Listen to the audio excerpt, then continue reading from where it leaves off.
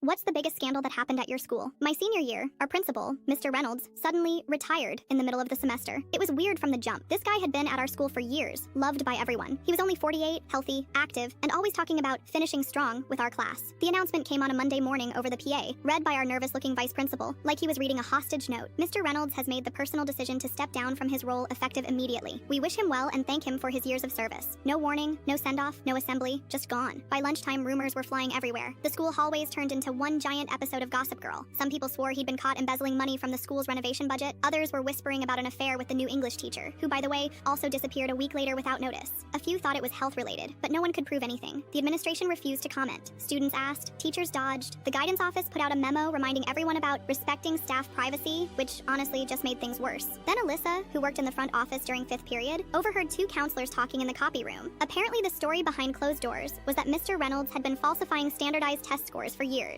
The theory was that he'd boosted numbers to inflate our school's ranking and secure more state funding and grants. That rumor blew up fast. People started digging. Test scores from the last few years suddenly looked suspicious. Some students had gotten absurdly high scores compared to their classroom performance. Teachers were being called in for private meetings. College counselors got flooded with calls from universities asking for clarification. At least 3 students had their admissions held up while investigations played out. Then the local paper got involved. Front page, principal resigns amid test tampering allegations. That headline hit like a truck. Our school's reputation tanked overnight. Students were humiliated. Our ranking dropped. Community meetings were packed. Parents were furious. Some teachers went on leave. The whole place felt like it was falling apart. But here's where it gets wild. 3 months later, my mom came home from her job at the district office, pale and rattled. She sat at the kitchen table, looked at me, and said, "Reynolds didn't do it." She told me the actual truth. Mr. Reynolds wasn't the one falsifying test scores. It was the superintendent. Reynolds had discovered what was going on. Multiple schools in the district had been quietly inflating results to chase state funding benchmarks. When he confronted the superintendent and threatened to expose him, the guy panicked. He was running for state office at the time and couldn't afford a scandal. So he flipped the whole thing, set Reynolds up, faked documents, leaked info to the right people, and made it look like he was the problem. The administration was fed the same lies. The paper ran with it. By the time anyone even began questioning it, the damage was already done. Mr. Reynolds moved across the country, packed up and left. His reputation burned. Schools didn't want him. Parents thought he was a fraud, and he didn't say a word in his defense. The superintendent, by the way, quietly resigned the next year for health reasons. No charges, no accountability. The whole thing just faded. Our school never recovered from it. Enrollment dropped, teachers left, seniors lost out on scholarships. We got labeled as a problem district. The whole vibe changed, like everyone just got tired overnight.